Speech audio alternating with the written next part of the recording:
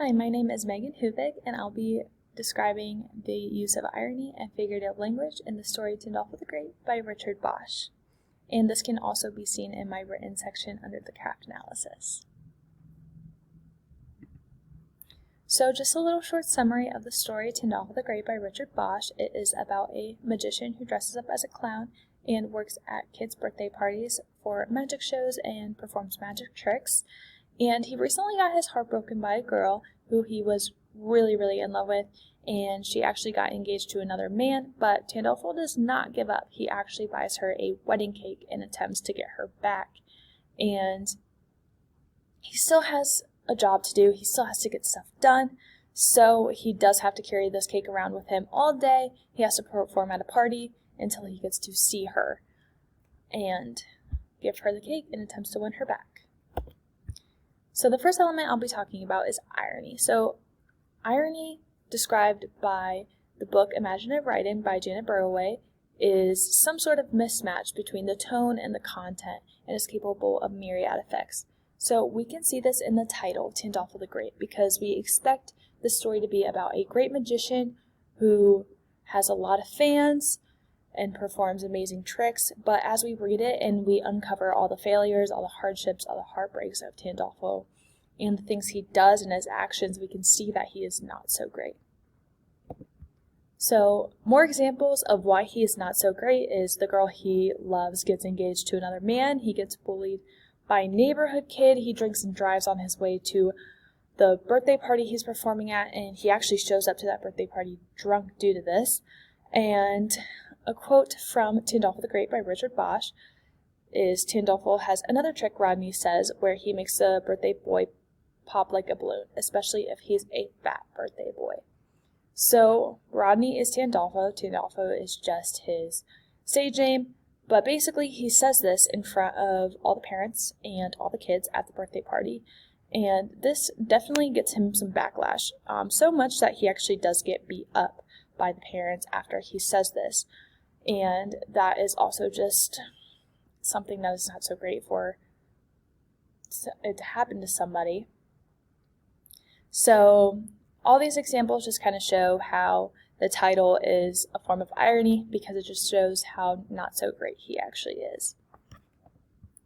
So next element is figurative language. So there are tons and tons of figurative language in this story, and the one I'll be discussing is symbolism, because it has some major effects on the story. So the biggest form of symbolism in the story is the cake. So the cake I recently brought up, this cake is in every single scene of this story, and it is constantly brought up by everyone but Tindalfo. So, for example, in the story Tindalfo the Great by Richard Bosch, a neighborhood kid says, "Hey man, hey, can I get a piece of that cake?" So that is just one example of many of people bringing up this cake when he has it in his car. And every time this cake gets mentioned, he gets more and more frustrated, more and more angry, more and more annoyed. All those feelings just kind of rush through him whenever somebody mentions this cake. So this cake can be seen as his heartbreak and his hardships and his failures, and he is just constantly being reminded of all these things that happened to him when this cake is brought up. So I think this is when we can make a personal connection to Tindalfo, because he is just constantly reminded of his heartbreak. And when you get your heart broken by someone, you usually get rid of everything that reminds you of that person, so you don't have to constantly see it. You don't have to be reminded of those feelings over and over again. But for Tindalfo, he doesn't really have a choice. This wedding cake is just sitting in the back of his car, like haunting him. Even when he's away from his car, these kids are bringing it up and saying how they want it. And so he can never just focus on his job, what he needs to get done. He is constantly thinking and knowing and reliving his heartbreak, which is really hard for somebody to do.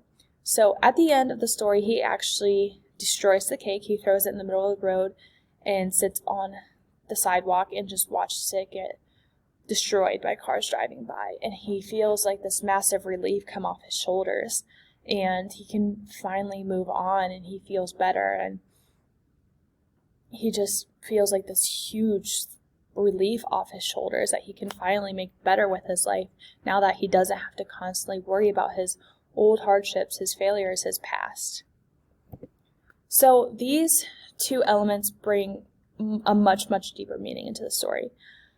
Irony just makes the story funny, it makes it enjoyable, it makes it fun to read, and plain and simple. But the cake makes us realize that the story is actually about a really sad man who just can't catch a break, and it kind of shows us that these reminders of our past, of things we can't get over, our hardships, we can't get past those if we just constantly have something to remind us, and something that just makes us reliving them. So in order to move on with our lives, we kind of have to pinpoint the things that make us relive those memories and think that we can't move on and we can't better ourselves. But once we get rid of those things, then we can finally blossom and make something great of ourselves. And that is my works cited. Thank you.